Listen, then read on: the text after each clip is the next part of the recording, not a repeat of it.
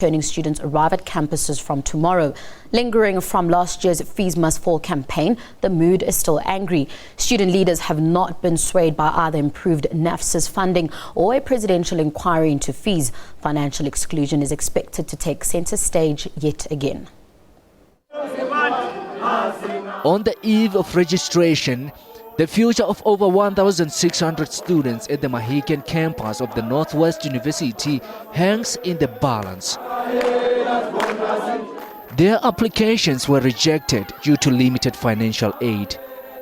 1,656 students that qualify but cannot be covered at the moment with the current allocation. It will need about 91 million in addition for this year only. No student must be rejected from NFSAS, especially if they have met the minimum requirements that are required by NFSAS.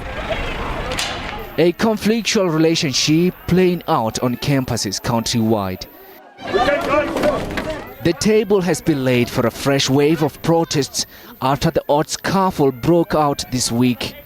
Several universities obtained court interdicts and some beefed up security.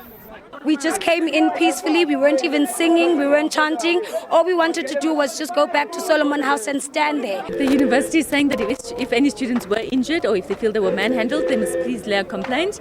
And if they feel that the university hasn't done what it should be doing, that they should lay a complaint in this regard. We had claims earlier this week of students being injured. We've asked people to come forward. To date, we have had no complaints. Some students' leaders have rejected the presidential fee inquiry, which has been given 8 months to complete its work. It's a delaying tactic. They called for this issue of free education to be proposed in Parliament, to be discussed in Parliament, and it was rejected. A meeting between student leaders and the Higher Education Minister did not yield results either. I suggested to the meeting, and the meeting agreed that why don't we set up a smaller tripartite committee made up of student representatives, representatives from the vice chancellors and representatives from my department,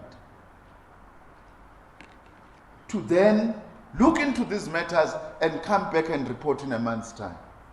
Well, some of the students walked out at that time from 8 universities. Students are not in the mood to compromise. Ours is not to render these institutions ungovernable. We're just merely asking for our demands to be met.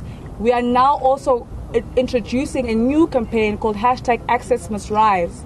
Before I say anything about NFSAS, I want the public to understand that it can never at any point be a substitute for free education. Students return hoping to build on the unity forged during last year's FeesMustFall protests. But divisions among student groups have already emerged. Campuses countrywide will be a hotbed this week. SABC News.